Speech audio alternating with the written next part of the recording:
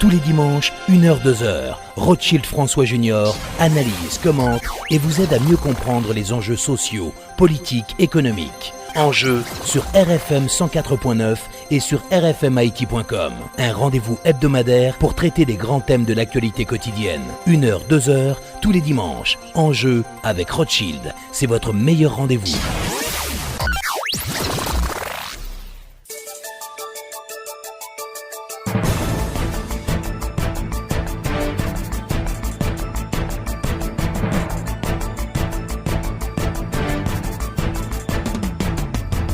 Merci d'écouter RFM 54.9 rfmhaïti.com à l'heure de l'émission Enjeux. Nos invités, l'ambassadeur de France en Haïti, Madame Elisabeth Béton-Delegue, qui répondra à nos questions sur des thèmes liés à la francophonie, les relations entre la France et Haïti et l'entrée en fonction cette semaine du gouvernement Moïse Lafontaine. Notre deuxième invité, le journaliste et ancien ministre de la Communication, Adi Jean Gardy. Il interviendra sur le projet de loi controversé sur la diffamation voté par le Sénat de la République.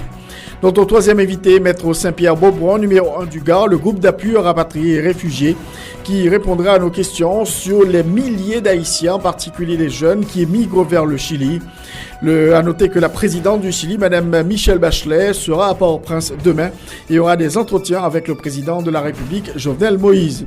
Encore une fois, bonsoir et bienvenue à l'émission Enjeux.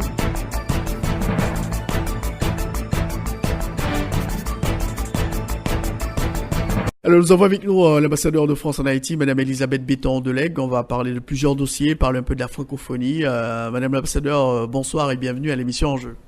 Bonsoir à tous et à toutes. Alors, Madame l'ambassadeur, cette semaine, quand même, c'est une semaine très importante pour les pays qui ont le français en partage, la francophonie, et donc il y a beaucoup d'activités en Haïti et dans le monde. Oui, ici en Haïti... pays, je dirais, phare au sein de l'espace de la francophonie, eh bien on fête la francophonie. Je répète, c'est d'abord une fête, la francophonie, parce que la francophonie, on essaie de la faire vivre toute l'année, mais là, c'est un moment de rencontre et d'échange particulier.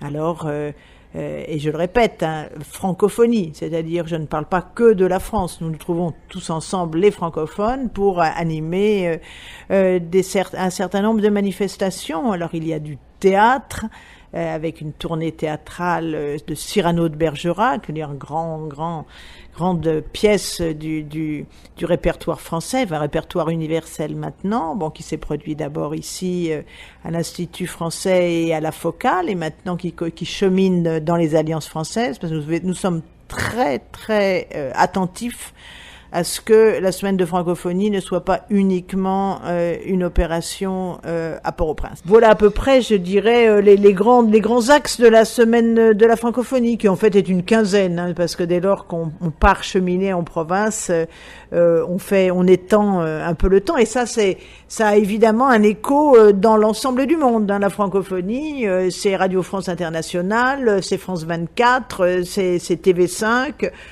Tout ça est un grand mouvement qui communique beaucoup par les réseaux sociaux, mais aussi par les médias. La place du français en Haïti, vos commentaires? Le français, en Haïti a une position exceptionnelle au premier sens du terme dans la région, puisque c'est le seul pays francophone et bilingue, et donc le développement, le maintien de la francophonie, c'est à la fois le développement et le maintien, la modernisation de la francophonie, je vais dire, c'est-à-dire le fait qu'il faut que ce français, qui a été souvent une langue d'exclusion sociale, un marqueur social, la langue des élites, puisse devenir une langue d'inclusion sociale, et ça pose toute la question du système d'enseignement en général et du système d'enseignement des langues en particulier. Ça pose aussi la question de l'équilibre français-créole. Une langue ne doit pas exclure l'autre, marcher sur deux pieds. Et ça pose aussi, je pense, la nécessité, compte tenu des défis en Haïti, notamment d'éducation, de se tourner résolument sur l'utilisation des moyens numériques. Et là, il y a quand même l'anglais qui est quand même très très très puissant aujourd'hui en Haïti, notamment au niveau des jeunes. Est-ce que il y a quand même quelques préoccupations au niveau l'ambassade de France à propos de la place qu'occupe aujourd'hui l'anglais dans les conversations chez les jeunes, etc. Non, il y a aucune aucune préoccupation. Je veux dire, notre préoccupation, là je prends la casquette coopération, c'est au-delà, si je puis dire, des impressions. C'est le diagnostic. Le diagnostic aujourd'hui, tel qu'il a été réalisé par le ministère de l'Éducation nationale haïtien, c'est que vous avez 80% des enfants qui ne comprennent pas bien, ne maîtrisent pas bien ni le français ni le créole. Et ceci renvoie au fait que vous avez un pourcentage identique de professeurs, parce que ça passe évidemment par la transmission du savoir, qui ont ces mêmes types de difficultés. Donc ça, c'est quelque chose qui est une vraie source de préoccupation, qui se retrouve dans d'autres matières. C'est la question de la qualité de l'éducation. Il y a une nécessité d'accès de tous à l'éducation, bien clairement identifiée, qui va de pair avec un autre diagnostic, c'est que ouvrir l'éducation à tous, si vous n'offrez pas une éducation de qualité, vous n'avez en rien une éducation qui est un correcteur des inégalités sociales. Voilà. Donc c'est ça, mais tous ces problèmes-là sont bien posés. Et nous travaillons dans ce sens-là avec les autorités, avec d'autres partenaires, sur cette problématique de la qualité de l'éducation. Et ça inclut, avec un regard particulier sur la langue, mais qui n'est pas exclusif. Et la question de la formation des maîtres, c'est vital pour un système éducatif de qualité, un système éducatif très fort, quoi. Ça, c'est absolument vital, et c'est pour ça que nous sommes très impatients d'avoir maintenant de nouveau une équipe et un ministre dont on attend, je suppose, qu'ils s'inscrivent par définition dans des grands axes de la politique haïtienne de rénovation du système éducatif et de formation des maîtres. C'est une tâche énorme. Il est bien clair que il faut tous se prendre par la main pour y travailler. Et que ceci, nous parlons du système éducatif. Je veux dire, on ne peut pas opposer l'enseignement public et l'enseignement privé.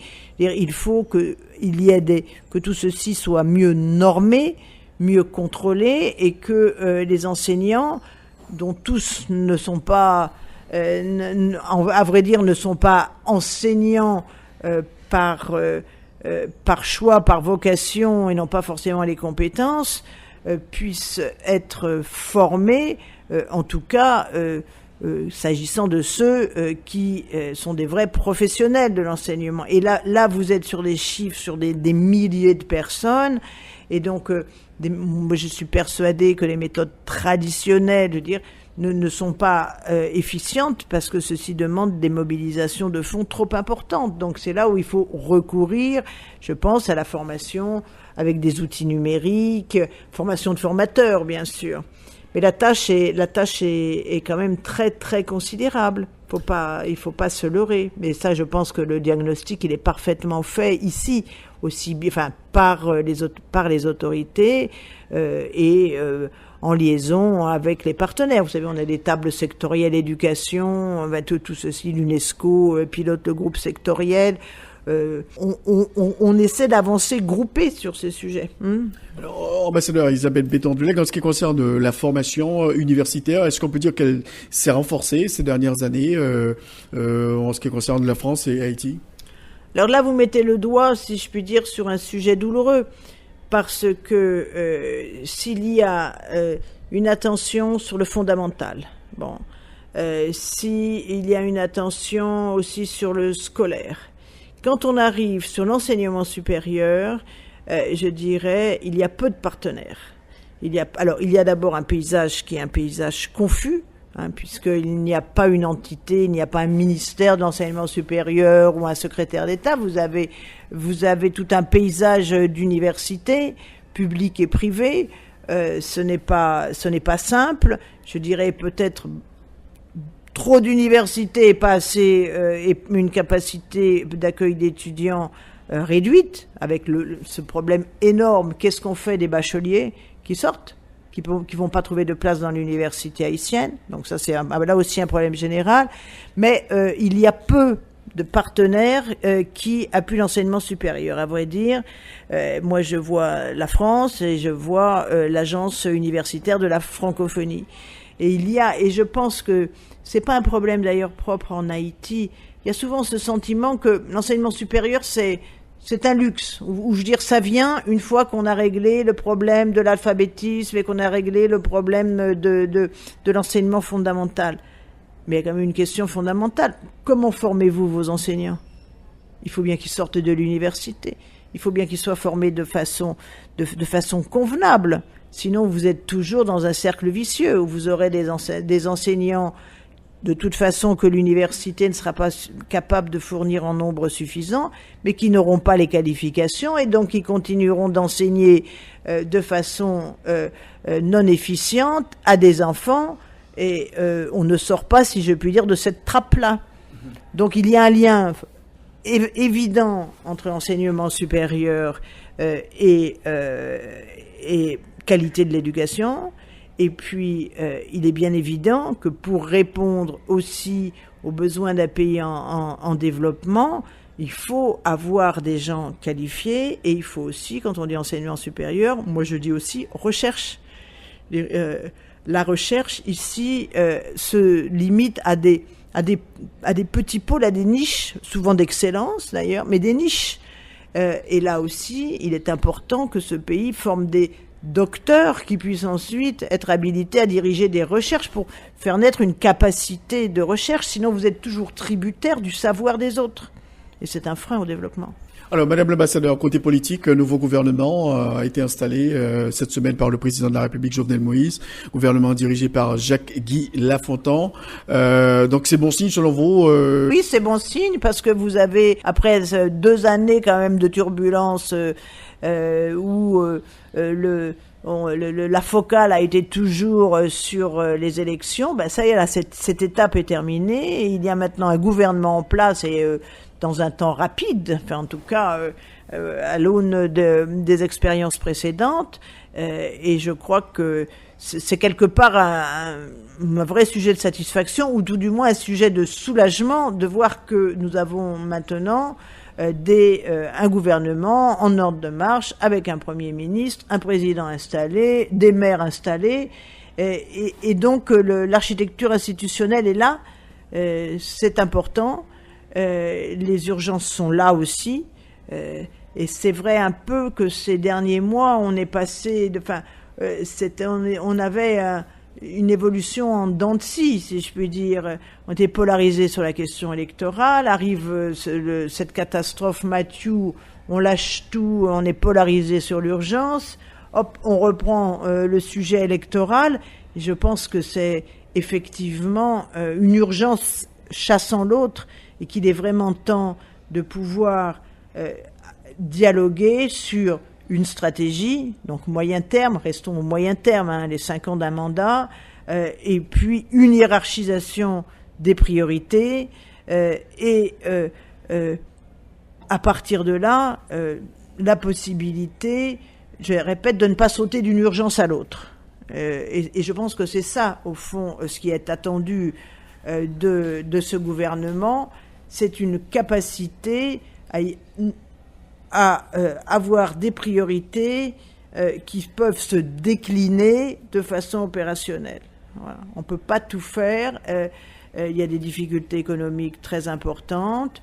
Il y a en même temps des opportunités qui existent en termes de développement. Le président a donné des grandes lignes. Maintenant, comment ça se traduit, si je puis dire, le cap est donné, mais maintenant, il faut que le capitaine et les marins conduisent le bateau dans la bonne direction.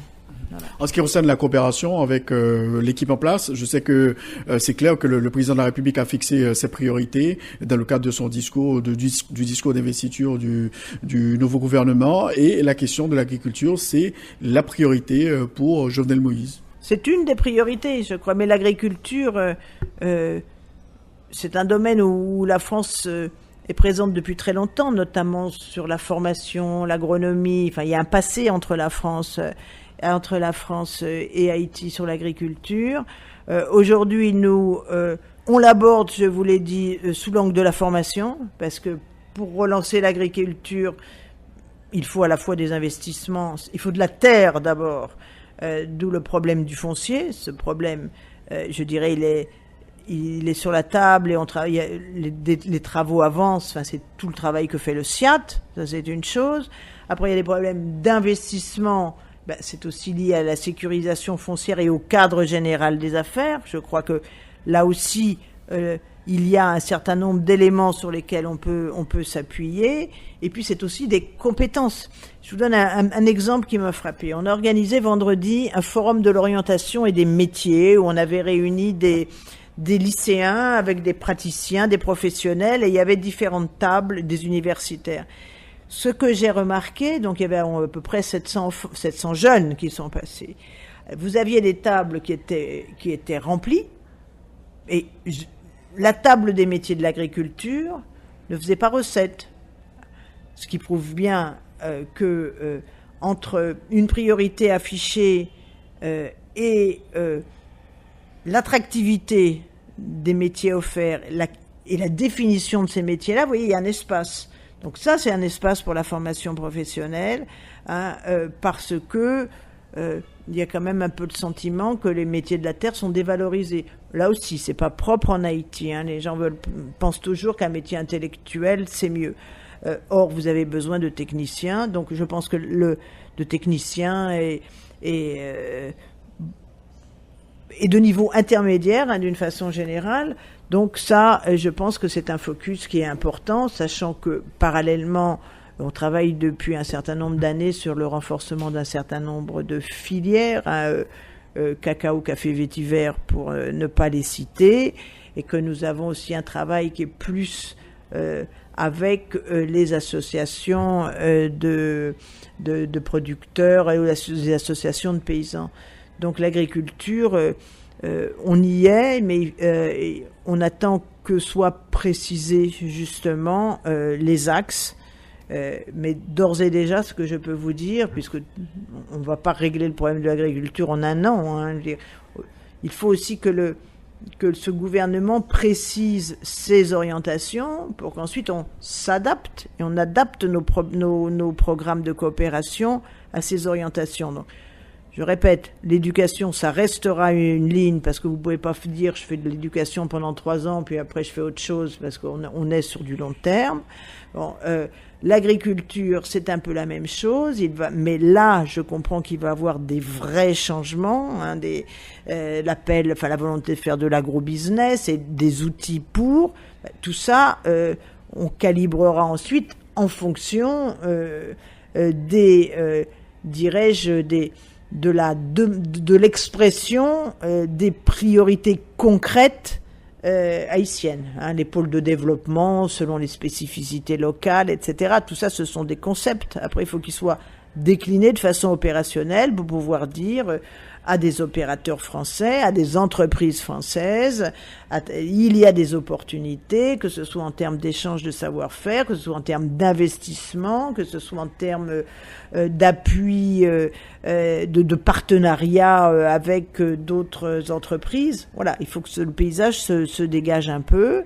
Mais tout ça renvoie au-delà de la coopération à notre souhait aussi, nous, d'être plus présents sur le secteur économique, dès lors que cette stabilité qui était recherchée est maintenant là. Je veux dire, ça ouvre des fenêtres quand même. Je veux dire, avant, Haïti était une destination plutôt qu'on contournait. Bon, dès lors qu'il y a stabilité, il y a donc forcément une certaine prévisibilité.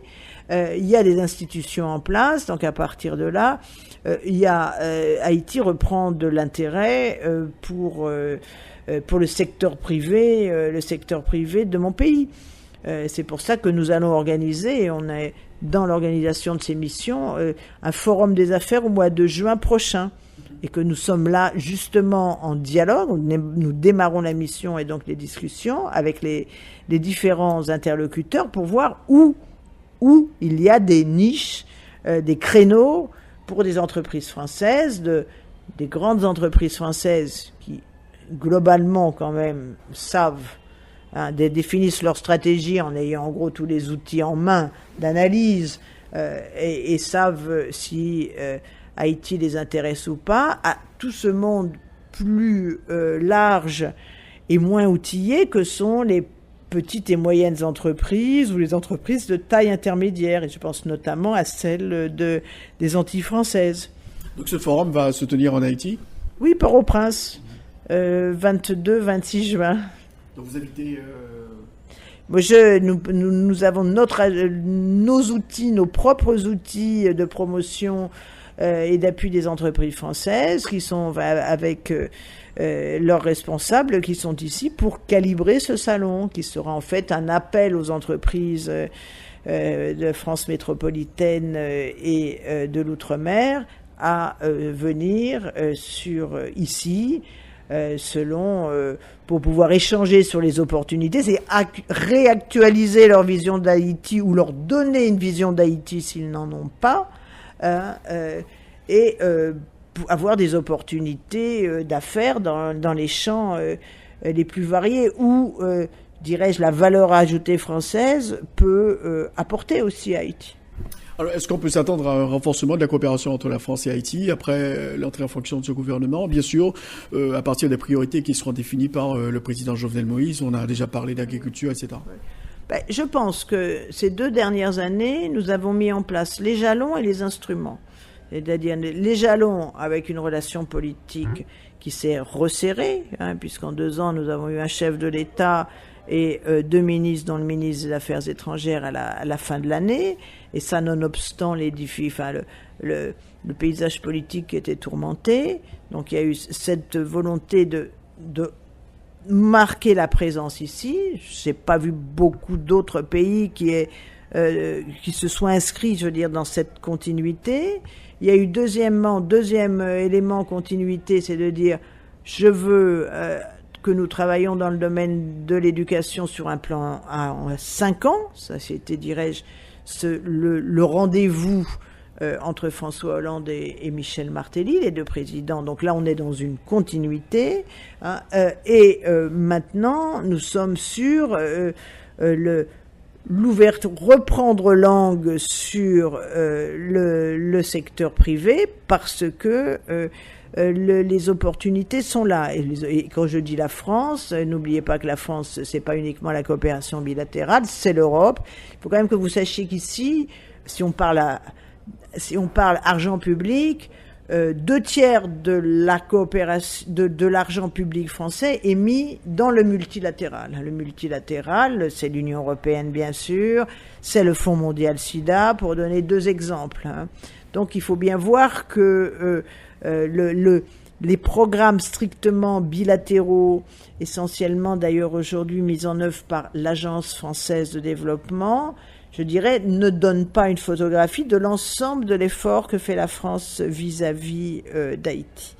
Voilà. Donc, plus, je dirais, la demande haïtienne sera précise et argumentée, je dirais, plus nous serons à même d'y répondre, ou en tout cas d'inciter les différentes composantes, et notamment le secteur privé français, à y répondre.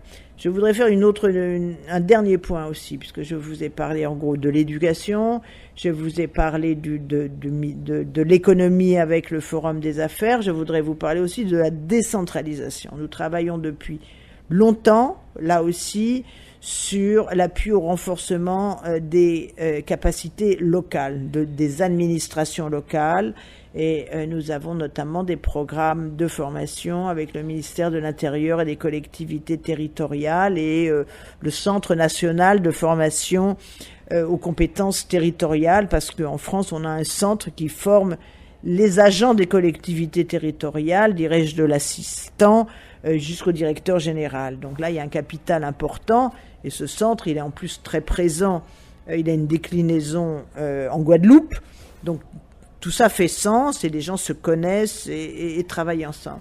Nous aurons là aussi, et là on est à cheval sur la coopération, la francophonie, l'économie aussi et l'institutionnel, nous allons organiser à la fin de l'année, donc cette année, des assises des collectivités territoriales, pour faire dialoguer les collectivités territoriales françaises. On en a une douzaine qui ont des programmes de coopération, souvent depuis très longtemps ici, souvent depuis plus de 10 ans. Je veux dire, elles n'ont pas surgi après le séisme de 2010. Pour pouvoir justement travailler sur ces sujets du renforcement des territoires. Alors, autre question concernant toujours la coopération entre la France et Haïti. Madame l'ambassadeur Elisabeth Béton-Delègue, on parle du retrait de la MINUSTAH qui devrait s'en aller au mois d'octobre prochain, en tout cas selon cette proposition faite par le nouveau secrétaire général des Nations Unies. Il y a quand même quelques préoccupations. On dit que la police nationale est prête à assurer, à prendre le relais, à assurer le relais, mais il y a quand même certaines préoccupations. Au niveau de la communauté internationale, est-ce que ces préoccupations existent aussi? Je pense d'abord qu'il faut peut-être vous brûler un peu les étapes. Quand vous dites retrait de la MINUSTAH, vous parlez aujourd'hui des propositions du secrétaire général qui seront validées par le Conseil de sécurité des Nations Unies au mois d'avril. Et dans celle-ci, je parle sous le contrôle bien sûr de la représentante spéciale des Nations Unies qui s'est exprimée assez clairement, je crois, sur les ondes. Ce que vous mentionnez dans 6 mois, c'est le retrait de la composante militaire. Ce n'est pas le retrait de la MINUSTAH, premier point. Et deuxième point, dans les propositions du secrétaire général, je le redis, il ne s'agit pas de dire nous partons, nous fermons la porte et nous déposons les clés. C'est une transformation de cette mission pour en faire une mission qui sera plus centrée sur la gouvernance et l'état de droit. Et par conséquent, ce n'est pas dans 6 mois, tout le monde, la MINUSTAH s'en va et nous n'avons plus d'attention à ce pays. Et il est bien dit, si vous avez lu le rapport du secrétaire général, qu'il est très important de maintenir les acquis de ces 12 dernières années. Alors, dans ce cadre-là, l'appui à la police continuera. Bon, c'est une police qui a quand même démontré ces derniers mois ses capacités. Donc, je dirais, ce qui a été semé a germé. Alors après, il y a une question de nombre, qui sont là aussi des choix politiques, et une question non seulement de formation, mais aussi de structuration de l'administration de la police. Tout ça est dans les propositions du rapport du secrétaire général. Donc, je crois qu'il faut faire très attention pour les auditeurs de ne pas dire, de ne pas penser la MINUSTAH s'en va parce que c'est pas comme ça que ça se passe. Il faut être bien clair. On est dans un processus de reconfiguration. Voilà. Oui, donc ça va se faire progressivement. Ça va se faire progressivement et ça va se faire là aussi, je dirais, avec un accent non seulement sur la police qui va continuer, parce que il faut que la police progresse en nombre, en compétences et en structuration, parce que recruter des policiers, c'est bien, mais si vous leur offrez pas une carrière, si vous vérifiez pas régulièrement qu'ils sont bien dans une démarche de service de l'intérêt général, etc., votre système, il faut le consolider. Il existe, il faut le consolider. Voilà, ça c'est un point important. Et la police, si vous concentrez vos efforts sur la police, sans prendre en considération aussi la justice, la chaîne pénale, vous ne marchez pas là aussi vous marchez de façon bancale. Donc, sous ce chapeau gouvernance, il y a tout ça. Merci beaucoup, Madame Elisabeth Béton-Delègue, ambassadeur de France en Haïti, d'avoir été notre invitée aujourd'hui. Merci beaucoup. Merci à vous. Bonne journée.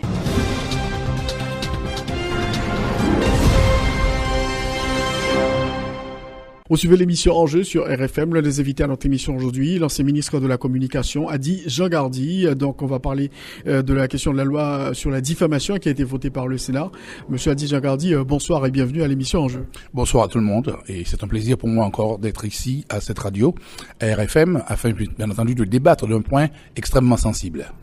Est-ce que vous êtes surpris quand même par cette loi qui a été votée par le Sénat de la République, Adi Jean-Gardy? Non, je suis pas surpris dans la mesure où les dirigeants cherchaient depuis très longtemps à imposer une loi, disons, sur un ordre pénal sur les médias. D'ailleurs, ça fait des années que nous nous battons en tant que journalistes. Nous nous battons pour la liberté d'expression, pour la liberté de la presse, la liberté de l'information, et des années aussi que nous nous battons contre les dérives autoritaires et les tentatives des gouvernements qui se sont succédés pour imposer cette loi, ces genres de lois. On a eu, par exemple, après la libération de 1986, après le départ de Duvalier, la fin de la dictature, une première amorce avec le gouvernement militaire en 1987. Et là aussi, on s'était opposé à la loi qui avait été faite et qui nous rappelait la loi de 1979 qui interdisait jusqu'au sondage. Et la loi de 77 a été remplacée, évidemment, de 1979 a été remplacée par une autre de 1980. Et cette loi, non plus, n'était pas bonne. C'était une loi scélérate.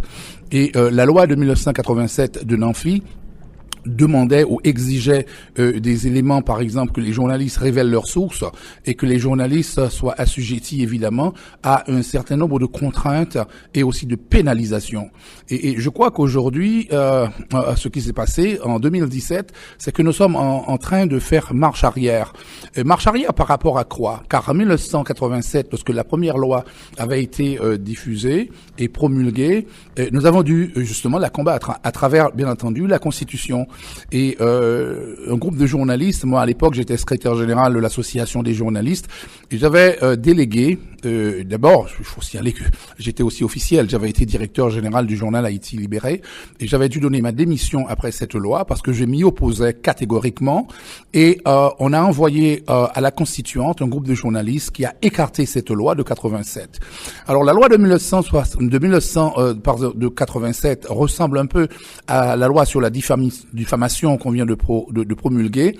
La loi sur la diffamation de 2017 revient avec des éléments d'ordre pénal. La différence est fondamentale. Et je vais vous dire pourquoi cette différence est importante. Car en 1987, au niveau international, l'Union internationale des journalistes n'avait pas encore dépénalisé la question de la diffamation. Or, en 2017, c'est fait.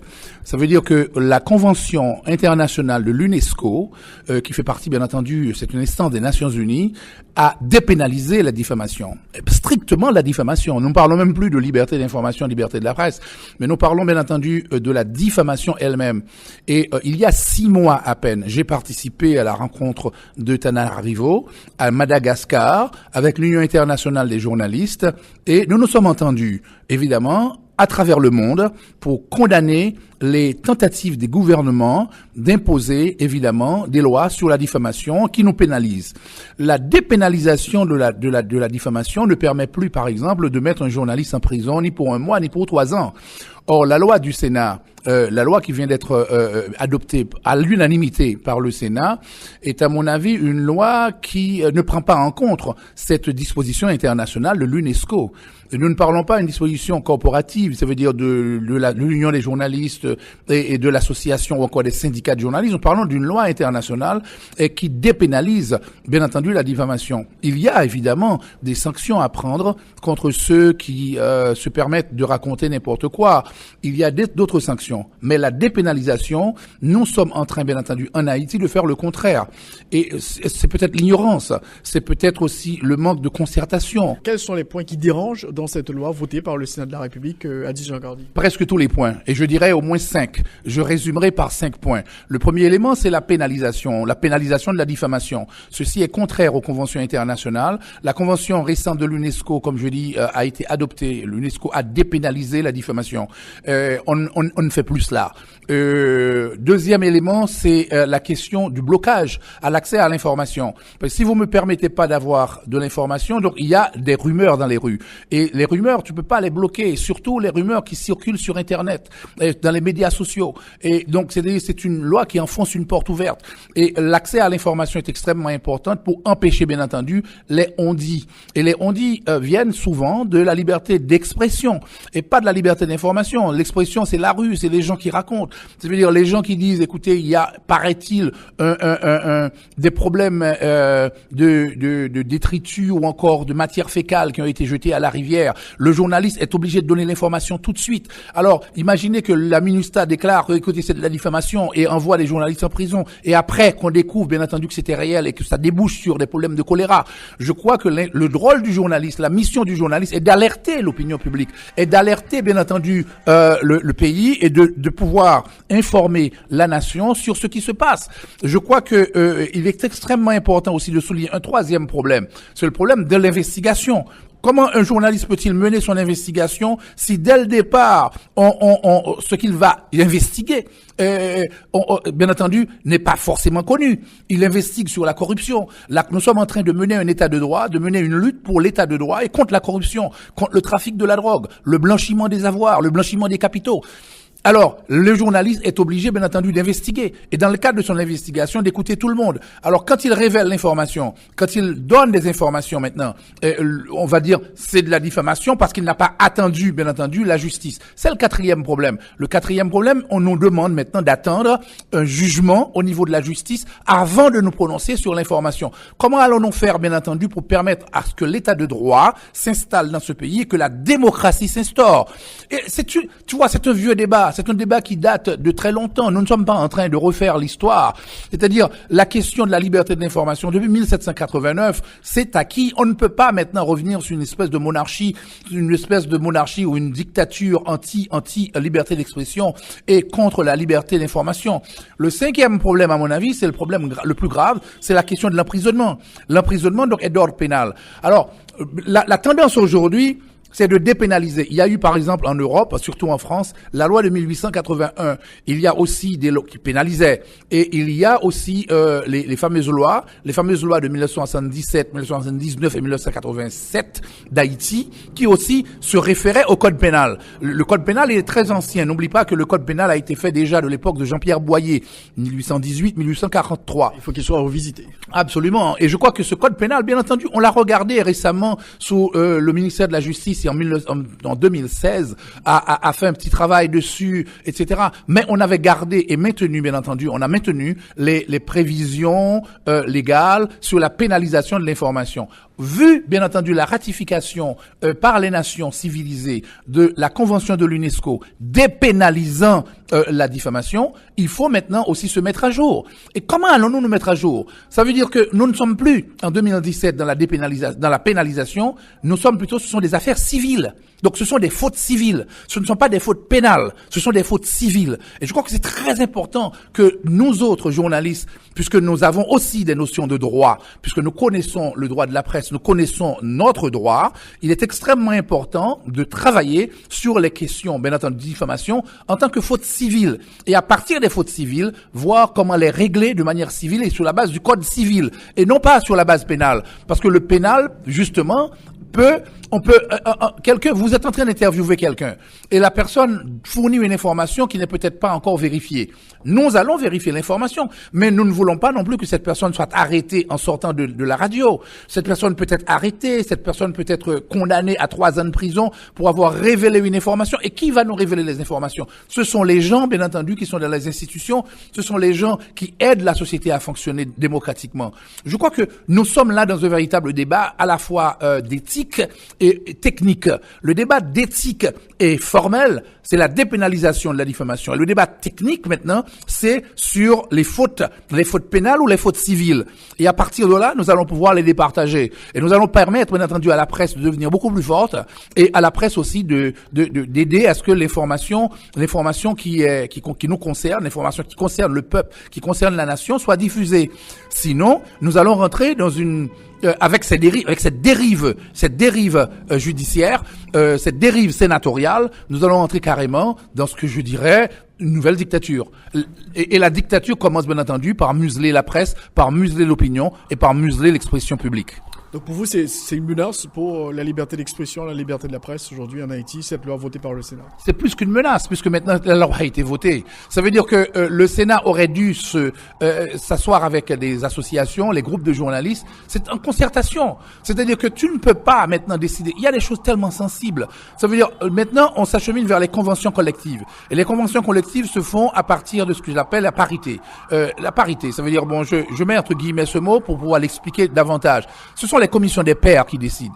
Le journaliste, selon le droit de la presse internationale, le journaliste ne reconnaît que la juridiction de ses pairs souveraine en matière d'honneur professionnel. Ça veut dire que vous allez d'abord vous asseoir avec les journalistes, discuter avec eux. Vous êtes des élus, vous êtes des sénateurs, vous êtes des députés, mais vous n'êtes pas la nation. C'est-à-dire que vous représentez la souveraineté nationale. Mais cette souveraineté doit se faire de concert avec la société civile. Et la société civile a des institutions. Donc nous autres, du quatrième pouvoir, nous ne pouvons pas nous assujettir, si vous voulez, carrément à un groupe d'individus qui voudraient se cacher, se cabrer derrière leurs privilèges, simplement pour défendre des intérêts. Il y a des intérêts de la drogue. Il y a des intérêts également d'argent. Il y a des intérêts de la corruption. Nous ne savons pas qui est derrière. Quelqu'un peut être journaliste et être en faute. Quelqu'un peut être sénateur aussi et être en faute. Notre devoir est d'enquêter aussi sur les sénateurs. Le devoir du sénateur est de contrôler totalement le pouvoir public, les pouvoirs publics. Mais notre devoir est de surveiller, de contrôler également, à nous, journalistes, de contrôler ce que fait un sénateur, ce que fait un député, ce que fait le président, qu'est-ce qu'il réalise. Ce n'est pas sa cocarde qui va nous empêcher de parler. Je crois que cette question est fondamentale. Et moi, quand j'avais été ministre, il y avait une demande du gouvernement, le président et le premier ministre voulaient, j'ai entendu, sortir une loi pareille. Moi, j'avais dit non. J'ai dit en conseil des ministres qu'on ne peut pas faire marche arrière. Ce n'est pas pour un chèque que moi je vais me taire ou encore faire marche arrière. Il faut défendre les principes. Moi, je crois dans la démocratie. Et la plupart des sénateurs qui sont là, qui ont peut-être voté de bonne foi en disant peut-être que nous, demain, on va nous attaquer. Mais ce qu'ils ne comprennent pas, c'est qu'il y a des règlements internes au niveau de leur fonction. Mais nous avons un métier. C'est pas une fonction. Moi, je suis pas élu pour 5 ans, pour 3 ans. Je suis simplement un professionnel et ma vie, nous dédions notre vie en tant que journaliste, nous dédions notre vie à la liberté d'expression et à la liberté d'information. Nous pouvons toujours devenir sénateur, nous pouvons devenir député, ministre, n'importe quoi, à l'intérieur d'un gouvernement légal. Mais l'éthique, nous ne pouvons pas renoncer à l'éthique professionnelle. Et je crois que là, nous sommes dans une situation très dangereuse. Et c'est dangereux aussi pour les députés, les sénateurs. Ça veut dire quand ils veulent fermer la gueule des gens, ça veut dire on n'en parlera pas de nous si nous faisons des choses pas correctes. S'ils font des fautes, on en parlera. Et le journalisme, bien entendu, c'est le prix à payer. S'il faut payer ce prix, le prix à payer, c'est bien entendu le journaliste n'a pas peur. Il n'a pas peur, bien entendu. Le véritable prix à payer, c'est l'honneur. Son honneur est en jeu. Et l'honneur du journaliste, ce n'est pas de se taire, c'est de dire la vérité. Et aux autres de faire attention à ce qu'ils font. Et nous allons nous battre au niveau maintenant, non seulement en tant que journalistes, mais au niveau de nos associations, avec le support de l'Union internationale des journalistes, du Comité de protection internationale des journalistes. Nous allons nous battre pour que cette loi disparaisse. Alors, est-ce que y a des initiatives justement qui seront prises par vos autres membres d'association des journalistes pour que le Sénat fasse marche arrière? Écoutez, ce Sénat peut ne pas vouloir faire marche arrière, mais nous avons un pays, ils feront marche arrière. Il y a eu beaucoup de lois scélérates qui avaient été adoptées. À l'époque de l'esclavage, on disait que les nègres devaient être esclaves. On a éliminé ces lois. On pouvait aussi faire sortir des lois pour dire que le président à vie de la République, c'est le président de la presse et personne n'a le droit de parler de lui, sauf dire qu'il est le plus grand, le plus beau. Et il y avait des lois aussi, de 1979, la loi de 1977 aussi sur les télécommunications, la loi de 1987, toutes ces lois étaient des lois scélérates. On les a chassées avec la Constitution. Ce sont nous faisons la nation. C'est la nation qui fait les lois. C'est-à-dire, la nation fait les lois. Les lois qui permettent, bien entendu, au pays de fonctionner démocratiquement. Donc, quand vous demandez d'emprisonner quelqu'un qui fournit une information, la question est la vérification. Nous avons pour devoir, non pas d'accepter que les gens disent n'importe quoi, mais de vérifier, d'une part. Deuxièmement, la notion du droit de réponse automatique permet, bien entendu, d'éliminer la diffamation. Mais on peut pas me dire de fermer ma gueule, de fermer de fermer ma gueule alors que le pays peut être en danger. Ça veut dire, ça peut être en danger avec le trafic de la drogue. Ça peut être en danger aussi avec les trafics d'enfants. Ça veut dire, si les ONG sont en train, par exemple, de faire des trafics d'enfants, ça arrive très souvent qu'on vende des garçons pour $15,000 US ou des filles pour $8,000 à des compagnies d'adoption étrangères et qu'on n'arrive même pas à savoir ce qui se passe. À nous d'investiguer sur ces questions-là et de savoir si ce qui est rapporté est réel. Et je crois aussi que dans cette loi sur la diffamation, on prévoit, par exemple, que même si l'information sort dans une agence internationale ou dans un journal étranger, ils vont poursuivre. Mais c'est ridicule. Ils pourront jamais le faire. D'ailleurs, ils seront condamnés. Mais tout de suite, on va être condamnés et on va être placé sur un banc, le banc des rejetés. Nous devons éviter, bien entendu, qu'Haïti paye les conséquences de ces inconséquences sénatoriales. Nous devons entourer et encadrer nos sénateurs. Leur dire, vous êtes en train de faire fausse route, les aider. Ce sont nos sénateurs. Nous allons les guider. Mais pour les guider, pour les aider, il faut qu'ils soient aussi ouverts. Ils doivent avoir ce qu'on appelle open the mind. Ils doivent laisser leur esprit ouvert, non pas, bien entendu, à cette rétractation immédiate. On va les coincer. Il faut, au contraire, c'est la liberté de la presse qui va aider le sénateur. Le sénateur, quand il dénoncera, les sénateurs font aussi des enquêtes.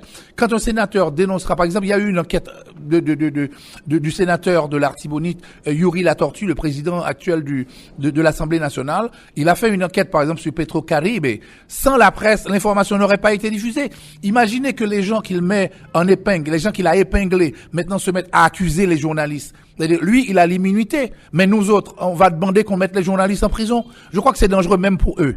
Alors, il y a un sénateur qui a soulevé la possibilité qu'on revienne quand même sur certaines dispositions de cette loi. Vous pensez que c'est bon signe ou bien éliminer cette loi, supprimer cette loi votée par le Sénat de la République à 10 janvier? Il faut l'accorder, par exemple, par rapport à ce que nous sommes en train de faire au niveau international. Il faut accorder cette loi par rapport à la convention de l'UNESCO qui dépénalise la diffamation. Il faut l'accorder et prévoir en même temps l'urgence de l'accès à l'information. Il faut pénaliser au contraire ceux qui refusent de donner les informations. Parce que si vous ne donnez pas l'information, ce sont les rumeurs qui vont gagner. Et d'ailleurs, c'est dangereux. Je me souviens par exemple qu'il y avait déjà sous Jean-Claude Duvalier en 1986, au moment où le gouvernement tombait, ils ont sorti un décret pour dire aux journalistes de ne pas donner les informations, fermer les micros. Ben, ce qui s'est passé, c'est que les tracts ont donné des informations qui ont forcé le gouvernement à partir encore plus vite. Et les tracts peuvent être beaucoup plus meurtriers que d'informations qu'on peut vérifier. Aujourd'hui, il y a les médias sociaux quand même. Ah, il y a les médias sociaux. C'est-à-dire, tu peux arriver en dehors des médias sociaux, tu as aussi des tracts. Ça veut dire, on va distribuer des tracts dans la rue et dire n'importe quoi, et ça va être partout, et ça va faire beaucoup plus mal au gouvernement. Je crois que c'est préférable d'encourager la liberté d'information responsable. Que les journalistes fassent attention. Et au niveau pénal, ça veut dire, c'est là le problème, mais au niveau civil, un directeur de média peut perdre son média. Par exemple, il peut perdre le média, il peut être obligé de payer des indemnités assez lourdes s'il n'arrive vraiment pas à prouver cette information. Mais on ne peut pas pénaliser, par exemple, par les emprisonnements de journalistes, fermer le journaliste dans une prison pendant 3 ans. Et je crois que là, on vient de faire marche arrière. Et ce n'est pas bon pour la société civile, ce n'est pas bon pour la démocratie, ce n'est pas bon pour l'état de droit, ce n'est pas bon non plus pour le Sénat et pour les sénateurs qui doivent aussi faire leur travail de dénoncer ce qui ne va pas afin de permettre au pays de progresser et d'entrer vraiment en dehors de la démocratie, d'entrer dans une civilisation progressiste. Donc pour vous, il faut adapter cette loi et c'est pas la peine de demander le retrait de cette loi, mais il faut tout simplement l'adapter. Il faut retrait d'abord. Il faut le retrait. Et après le retrait maintenant, s'asseoir avec les organisations de journalistes, avec la Fédération de la presse. Nous, on est prêts pour cela. S'asseoir avec nous autres maintenant, travailler une convention collective et prévoir bien entendu ce qui peut protéger les sénateurs eux-mêmes, qui font aussi leurs enquêtes sénatoriales, protéger la société civile et protéger ceux qui souffrent. Parce que la plupart des gens, c'est maintenant qui ont des problèmes de cadastre. Ceux qui ont des problèmes, par exemple, de terrain, on vient voler leur terre, etc. Souvent, ils vont pas à la justice. Ils vont perdre du temps. C'est à la radio, bien entendu, qu'ils viennent, ils viennent dire, écoutez, voilà, il y a un groupe de voyous, un groupe de voleurs, ils sont venus d'assassins, ils sont venus avec des armes et ils citent les noms de ceux qui sont venus. Tout passe par la radio. Donc la radio est en train, bien et comme j'ai dit tout à l'heure, même le Sénat passe par la radio. Les enquêtes du Sénat, les enquêtes qu'il mène, les commissions qui travaillent ont besoin des médias pour dire, voilà, nous sommes en train d'enquêter et pourquoi nous sommes en train d'enquêter sur. Sinon, un sénateur peut être assassiné, et sans que nous soyons obligés, nous fermons la gueule. Nous ne pouvons pas fermer la gueule si justement on attaque nos sénateurs, si on attaque nos députés, si on attaque des citoyens de la société civile. Le pays est en danger quand la démocratie, bien entendu, la démocratie pense, quand la démocratie pense pouvoir se passer de la presse.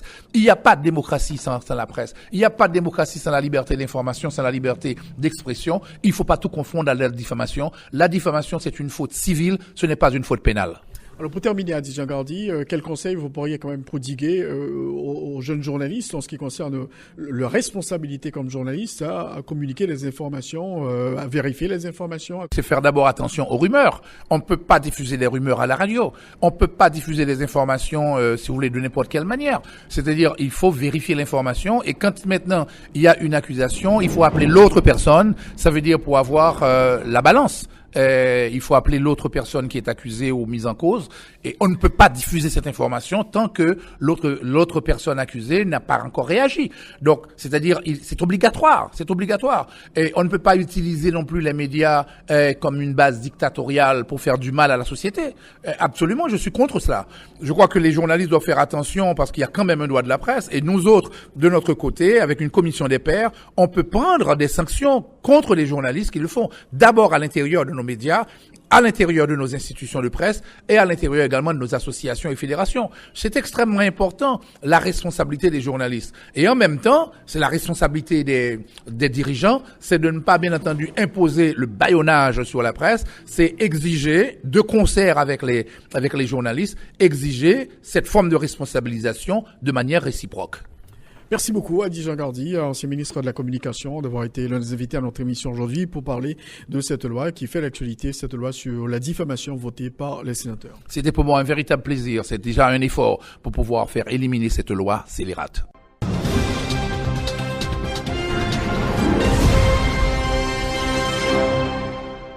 Vous suivez l'émission Enjeu comme annoncé notre troisième invité, Maître Saint-Pierre Beaubrun, numéro 1 du GAR, le groupe d'appui aux rapatriés et réfugiés. On va parler de la situation des milliers d'Haïtiens qui laissent le pays pour le Chili. Et je rappelle que la présidente du Chili, Madame Michelle Bachelet, est attendue demain à Port-au-Prince. Elle aura des entretiens avec le président Jovenel Moïse et doit également visiter la ville du Cap-Haïtien. Alors, Maître Beaubrun, ma Pablo, c'est numéro 1 du GAR. Alors, bonsoir et bienvenue à l'émission ça. Alors, dossier et Haïtien ça au Cap quitté pays pour la Chili, qui ça nous dispose comme information au niveau du GAR? Oui, merci beaucoup. Effectivement, comme en pile monde dans la population qui attendait capable de comprendre ça, Chili vient paraître une nouvelle destination, nous capable de dire pour un pile haïtien, particulièrement des jeunes dans 4 coins payants, côté GAR, travail. Mais par moment, nous connaissons des jeunes qui finissent suivre des formations, qui mettent des plans à l'œuvre et puis là nous retournons dans la communauté nous apprenons yo pas là yo aller Chili. Donc n'a rappelé que selon responsable immigration chilien eux-mêmes yo dit que pour année 2017 là yo déjà pas attendre plus passer 48 000 haïtiens qui t'a dû arriver Chili parce que yo regardé c'est avec un rythme vraiment effréné, yo a enregistré de quantité haïtiens qui a rentré Chili. Yo dit par exemple entre juillet 2015 à mai 2016, Chili il a enregistré une forte augmentation de ressortissants haïtiens qui passait de environ 918 moun à 4000 moun qui entraient par mois par avion. Donc c'est vraiment grave ça qui a passé pour nous-mêmes en Haïti dans la mesure où c'est une quantité de moun qui peut aller par bande et par paquet Chili. Et yon nan remarque yo fait qui t'a dû attrister nous yo fait une bonne remarque pour dire majorité haïtiens que yo rencontré Chili c'est des haïtiens qui instruisent parce que quand yo parler avec yo ouais c'est des monde qui ont un niveau d'instruction. Cependant l'autre bagaille yo dit qui tristou c'est 80% de jeunes monde qui allé c'est entre 15 à 30 ans, c'est 80% et que 65% de femmes. Donc pour la plupart c'est surtout des étudiants. Donc c'est un manque à gagner pour le pays d'Haïti, c'est une fuite de cerveau, en quantité de monde qui a pralé dans pile pays dans le monde là, mais particulièrement Chili pendant la période ça yo. Mais nous rappelons tout, c'est surtout cette situation précarité économique Haïti. Donc, gouvernement haïtien qui va parler avec président Chili, donc, il doit parler en pile sous question. Mais à ce niveau, nous pensons que l'État haïtien, c'est lui-même qui gagne surtout des choses qu'il doit faire, des voies pâles qu'il doit mettre au propre pour que vous créez une nouvelle dynamique dans le pays, pour rebailler espoir à la jeunesse, pour rebailler espoir dans différentes communautés rurales, côté moun yo, c'est seul ça yo devant yo comme alternative, c'est quitter le pays à tout prix. Donc, vous devez vraiment travailler pour que vous fassiez promotion, une citoyenneté engagée, pour que vous développez un sens de participation, mais surtout pour que vous créez richesse, pour que vous créez emploi, créez travail, pour que en pile de jeunes nous pas garder comme seule alternative, c'est quitter le pays à tout prix.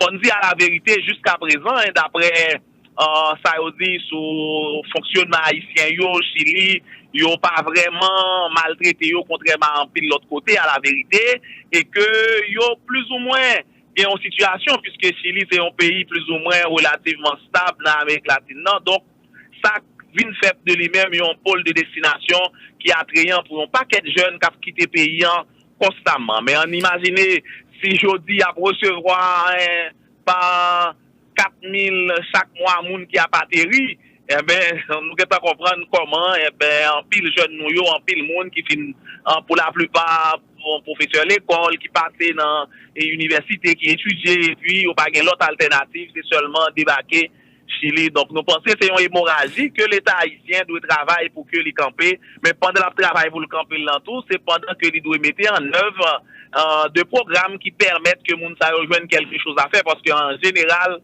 ça qui pousse de moun yo mette dehors, c'est la misère. Alors, Maître Bobon, justement, nous-mêmes au niveau de Gare, nous allons un petit peu tout partout dans la province pour faire constat ça. Est-ce que il y a des zones particulières et que moun yo quitté pour aller Chili? Est-ce que il y a un département qui faut plus moun Chili que l'autre? Faut nous dire que malheureusement, nous pas qu'à vraiment dire qu'il y a un département qui vaut le plus. C'est presque tout côté nous travaillons, nous rencontrons avec des jeunes et ça nous dit là, c'est des cas concrets. Alors, nous avons un programme de formation nous mettons en œuvre pour les jeunes accompagnateurs et accompagnatrices communautaires pour recevoir des formations sur une citoyenneté qui permettent de capable de travailler dans le développement, mais un développement qui est axé sur le droit. Quand on y fin prend formation, ça y est, pour mettre en œuvre des initiatives locales et que nous appuyons en ce sens-là. Il y a des gens qui finissent prendre formation et là, alors, penser le mettre initiative là, là, arrive l'autre dans la communauté à droit, et tel Chili. Et ça arrive dans toute commune côté de travail. Donc, je pense que c'est un bagage qui vraiment touche nous, en pile côté dans le pays, où il y a l'impression, une dit l'autre. Donc, moun qui allait en République Dominicaine, c'est surtout moun qui prend frontière, pas de moyens pour payer comme là. Faut nous rappeler tout, pour moun aller Chili, au moins, il y a un minimum dans la mesure où, billet d'avion qu'elle doit payer, donc, au moins, c'est un voyage qui quand même a coûté quelques milliers de dollars américains. Donc, il y a des gens qui allaient, c'est moun au moins qui déjà font un minimum, et puis qui parlent l'autre bagaille, quitter, ça que fait l'école, quitter l'école, ça que pour une profession, yo quitter exercice pour aller Chili à tout prix. Ça a malheureusement touché presque tout côté dans le pays, en tout cas, tout côté que gars travail, tout entretien que nous faisons avec nous rencontrer, c'est une hémorragie, jeunesse là, dans l'église, dans l'association, dans tout groupement, ils ont quitté malheureusement à un rythme vraiment exagéré. Alors, Maître Bobon, justement, donc le jeune sympathie, il quitte en vie des normes, ça me aller au niveau de municipalité ou bien section communale côté OEA, parce que quitté pour aller Chili et nous dit très clairement, et Chili reconnaître que moun qui allait ou moun qui vit dans Calio, c'est des moun formés pratiquement. Ah ben oui, il y a des gens qui sont professeurs d'école, il y a des gens qui sont de véritables agents communautaires qui nous a travaillé avec des gens nous connaissent yo. Et puis, bon, dans la communauté, il y a manqué espoir. Seul bagage yo pensé c'est quitter paysan. Et c'est à ce niveau-là, c'est un gros manque pour paysan. Parce que quand on monde comme ça aller, combien de temps vous passé pour former un professeur dans conditions difficiles que nous y en Haïti, pour mon arriver faire une étude supérieure pour qu'il y a enseigné. C'est combien d'années qui passent pour mon arriver formé. Mais quand brusquement, c'est moun ça qui quitté paysan, fait que zone ça, communauté rurale ça, il y a un ensemble de ressources qui est capable d'utiliser pour développement commun, pour redressement socio-économique. Malheureusement, c'est moun sa yo qui rive quitter pays et communauté yo étaient déjà appauvris dans le sens socio-économique, mais aussi a plus appauvris toujours dans la question des ressources humaines, parce que chaque monde qui a une compétence, une qualité, malheureusement, yo laisse pays et puis yo aller à l'extérieur. Et autorité nous yo manque conscient de situation ça, yo manque travail pour que yo agir dans le sens pour qu'il y ait des ressources que nous finissons former pendant un paquet de temps. Et puis, malheureusement, yo a quitté le pays constamment. Donc, nous toujours à recommencer. Alors, c'est Pierre Beauboin. Donc, pour nous-mêmes, son véritable préoccupation au niveau du Gard. Et on dit que selon l'information gagnée, et bon, Mounio arrive à adapter au Chili, mais nous apprenons tout gain tourné parce que, que bon, il n'y a pas gain sérieux après que l'autre bois, il n'y a pas un emploi que tu as cherché, gain qui retournait, gain qui a laissé passer, aller de l'autre côté et tout. Oui, effectivement. Quand on dit au niveau du Gard, c'est une préoccupation, c'est une préoccupation citoyenne. Au niveau du Gard, nous avons défendu le droit migrant, nous reconnaissons que c'est un droit pour le migrer. Dès qu'on a vu un côté, espace n'est pas bon pour vous, c'est normal pour chercher, c'est l'instinct même de survie, bon sens, etc. Qui pousse les gens à chercher un côté, il y a mieux pour lui-même. Si nous prenons par exemple pour pays en lui-même, quand nous prenons deux personnes qui finissent préparés, deux professeurs d'école, nous connaissons dans le milieu rural, il n'y a pas un pile de monde qui est éduqué, qui est capable d'enseigner, donc c'est rare, il y a un pile qui ont une formation, qui quitte les zones qui a le Port-au-Prince, minorité qui est dans les zones qui a fait l'école, etc. Et c'est eux-mêmes qui ont quitté les zones. Ça, c'est vraiment catastrophique et que l'autorité doit pencher sur ça.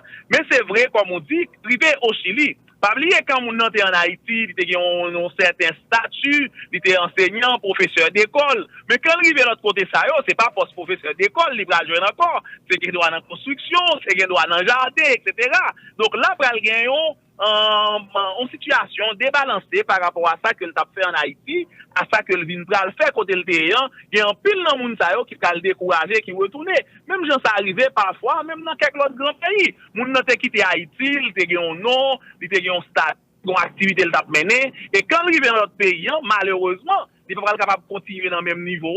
Il te gagne un avocat dans le barreau, mais il arrive de l'autre bois, c'est non l'autre type d'activité, qui est tomate, etc.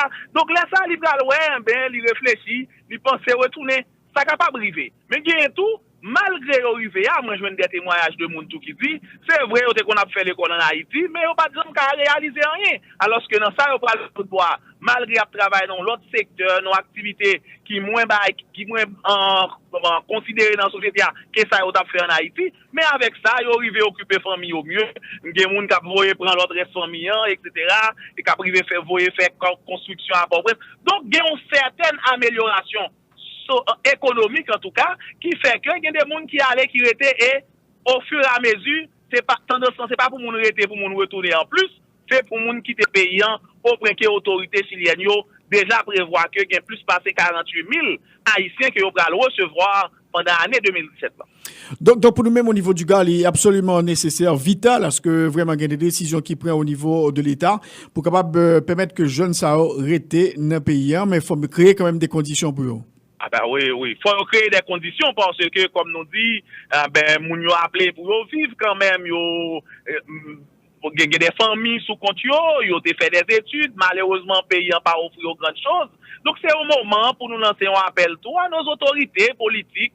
Parfois, on a l'impression qu'il y a passé temps à faire des débats, mais qui pas prend en compte véritables problèmes de la population, qui pas prend en compte difficultés que moun yo a vivre. On a l'impression nous de un abîme, de un gouffre, et puis parfois nous avons joué comme des petits moun qui parlent exactement ce qu'on a fait, alors que nous parlons en pile dans nous, qui déjà tombé dans tout, qui déjà pral tomber. Donc, ça doit y avoir une prise de conscience collective pour que l'autorité agisse dans ce sens, pour redorer blason Haïti, pour que nous ne pas paraître risés de tout le monde. Faut dire tout même qu'on arrive dans un pays étranger. Nous parfois quand on pose des questions sur le pays ou comment donc on s'en trouve gêné comme haïtien. Donc nous pensons que nos autorités doivent prendre conscience pour qu'ils agissent dans ce sens pour que différentes communautés nous connaissent aller mieux, amélioration conditions socio-économiques faites dans la zone pour que chaque monde ait une volonté pour qu'il travaille. C'est un bon gros bagage si nous connaissons ça comment c'est fait pays en chantier et que moun yo qui allait à ta dit, il a retourner la caille. Est-ce qu'on a dit que Chili dépasse Brésil, Kounia, en termes de destination haïtienne? Ah ben oui, parce que faut dire que Brésil, c'est une destination haïtienne, mais depuis quelques temps, difficultés socio-économiques, instabilité politique qui te gagné au Brésil, te gagné en quantité de monde qui était déjà au Brésil, qui ont même franchi en pile frontière dans le pays Amérique latine à destination pour aller passer par Mexique, pour entrer par Californie aux États-Unis. Donc, en pile dans le monde qui était Brésil, yo quitté Brésil pour aller dans l'autre pays dans l'Amérique latine, notamment à destination surtout des États-Unis d'Amérique. Ça qui va le faire, même les États-Unis, des décisions pour voir les gens tourner parce que, ouais, quantité de monde qui a traversé frontière par Mexique pour entrer Californie, li augmenté considérablement et on prend des mesures pour que vous voyez les gens retourner quand ils arrivent. Donc, nous sommes capables de dire oui, tendance moun yo kounyen, c'est surtout aller vers le Chili. Alors, merci beaucoup, Maître Saint-Pierre-Beaubrun. On apprend bien que c'est responsable gare, le groupe d'appui aux rapatriés réfugiés, du fait qu'on est parlé avec nous aujourd'hui, dont dossier quand même extrêmement important, dossier immigration vers le Chili. Et encore une fois, merci beaucoup, Maître Beaubrun. Merci beaucoup, bonne journée. Bonne journée, au revoir.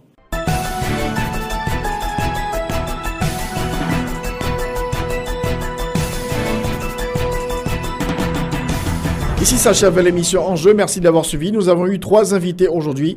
Tout d'abord, l'ambassadeur de France en Haïti, Madame Elisabeth Béton-Delègue, l'ancien ministre de la Communication, Adi Jean-Gardy, et Monsieur Saint-Pierre Beaubrun, responsable du GAR, le groupe d'appui aux rapatriés et réfugiés. Cette émission sera rediffusée à 4h et à 9h sur RFM 104.9, rfmhaiti.com et aussi sur TuneIn Radio. Bon dimanche à toutes et à tous. Au revoir. Tous les dimanches, 1h-2h, Rothschild François Junior analyse, commente et vous aide à mieux comprendre les enjeux sociaux, politiques, économiques. Enjeux sur RFM 104.9 et sur rfmhaiti.com. Un rendez-vous hebdomadaire pour traiter des grands thèmes de l'actualité quotidienne. 1h-2h, tous les dimanches. Enjeux avec Rothschild. C'est votre meilleur rendez-vous.